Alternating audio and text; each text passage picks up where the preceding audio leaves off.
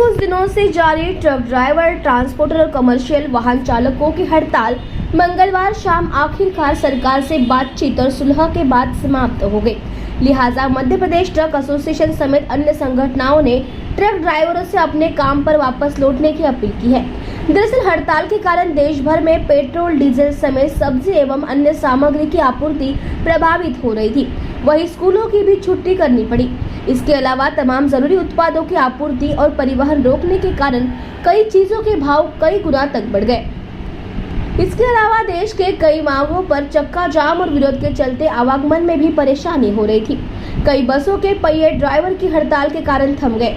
Truck driver और ट्रांसपोर्टरों ने आंदोलन के बाद गृह मंत्रालय ने पहल करते हुए मंगलवार शाम को all India motor transport Congress के प्रतिनिधियों के साथ बैठक की।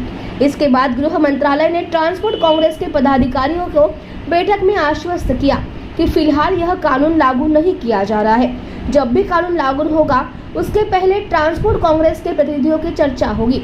बैठक के दौरान सरकार ने कहा कि फिलहाल इस एक्ट के रूल्स लागू नहीं हुए हैं। इसे लागू करने से पहले संबंधित पक्षों से बातचीत की जाएगी। 106(2) में 10 साल की सजा तथा जुर्माने के प्रावधान के बारे में वाहन चालकों की चिंता का संज्ञान लिया तथा all India motor transport Congress के प्रतिनिधियों से आज 2 जनवरी 2024 को विस्तृत चर्चा की। सरकार ये बताना चाहती है कि ये नए कानून एवं प्रावधान अभी लागू नहीं हुए हैं। हम ये भी बताना चाहते हैं कि भारतीय न्याय संहिता की धारा 106(2) को लागू करने से पहले all India motor transport Congress से विचार विमर्श करने के बाद ही निर्णय लिया जाएगा। कि आपके जो मंशा है कि 10 साल की सजा और जुर्माने का कानून अभी लागू नहीं है, और हम आपको आश्वासन दिलाते हैं कि आगे भी हम आप ये कानून लागू नहीं होने देंगे। अगर ये कानून लागू होगा तो हमारी डेड बॉडी के ऊपर सरकार को चलना पड़ेगा, तो ये कानून लागू कर पाएगी।